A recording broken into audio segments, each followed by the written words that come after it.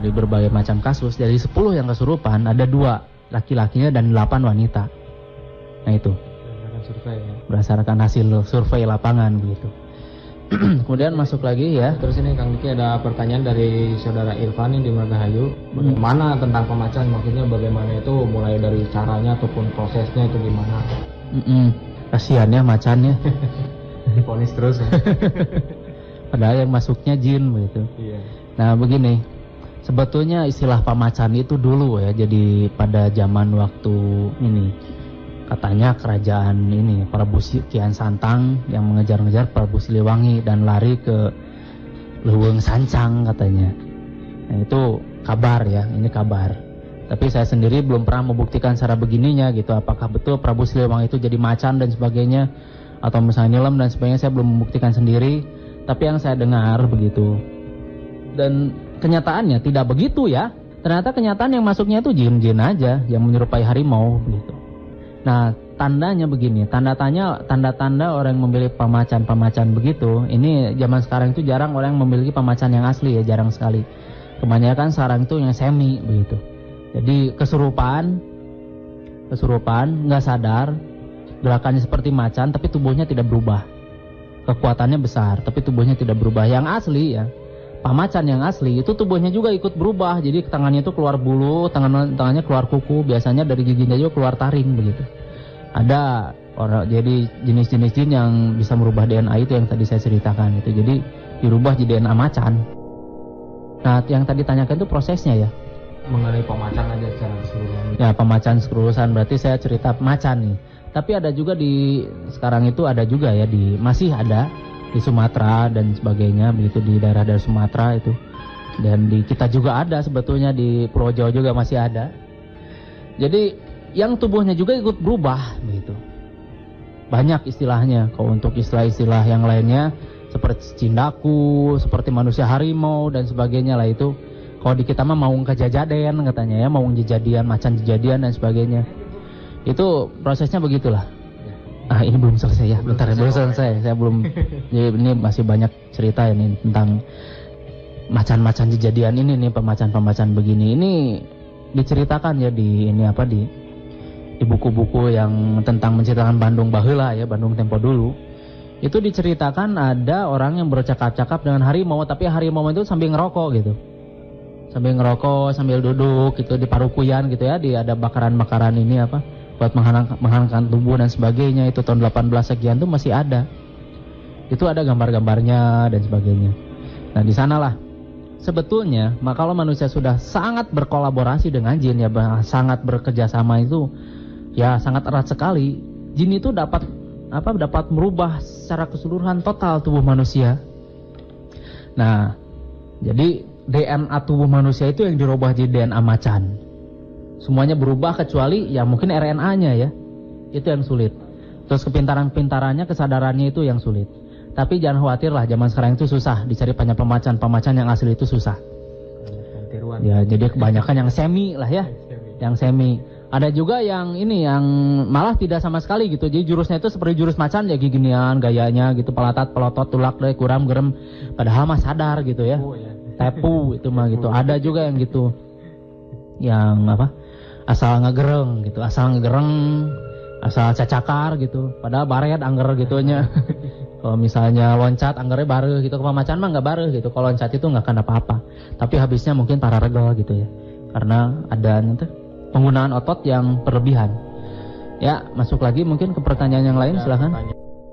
Saudara Aceng di Rancaikek ini punya teman di Jakarta, terus ilmu hitam level tinggi katanya begitu. Informasinya dari saat teman memperkenalkan silumannya katanya. Ini mungkin siluman. Terus dia itu sering menggunakannya. Tapi mungkin pertanyaannya, baik kita bahas ya. Jadi kita juga harus tahu dulu ilmunya apa dan sebagainya. Sebab tiap hodam itu biasanya membawa karakter masing-masing. Jadi ada juga hodam-hodam yang membantu manusia itu untuk manusia itu dapat mengeluarkan semacam ajian, semacam begitu ya. Seperti aji alas kobar misalnya, kalau misalnya untuk membakar sesuatu misalnya. Nah, kemarin saya kan sudah ulas di intisari yang baru itu tentang pyrokinetik ya. Jadi orang-orang sejak lahir sudah punya kemampuan membakar dengan mata, membakar dengan hembusan ini apa? Hembusan nafasnya dan sebagainya. Sama. Jadi jin itu hanya meningkatkan energi itunya di tubuh manusia. Jadi jin itu hanya membantulah. Sebetulnya kemampuan manusianya juga sih yang membakar. Kemampuan manusianya sendiri yang melakukan aktivitas energi itu. Jin hanya ngetek-ngetek gitu, ngelek-ngetek terus mengangkat begitu. Tadi saya lupa menanyakan itu ilmunya yang dipelajarinya itu apa, silumannya itu apa, mungkin tadi ini apa saya lupa begitu ya menanyakan. Baik, saya jelaskan itu siluman. Kalau kita lihat siluman itu jin juga sih siluman ya. Dan berbagai macam sebutan siluman, genderuwo, kemudian apa Nyi Roro Kidul gitunya. Nah ini nih yang menarik tuh Nyi Roro Kidul ya. Nyi Roro Kidul tuh sudah dikultuskan orang sejak dulu. Malah banyak yang menyembah Nyi Roro Kidul. Saya pernah ke Samudra Beach Hotel ya.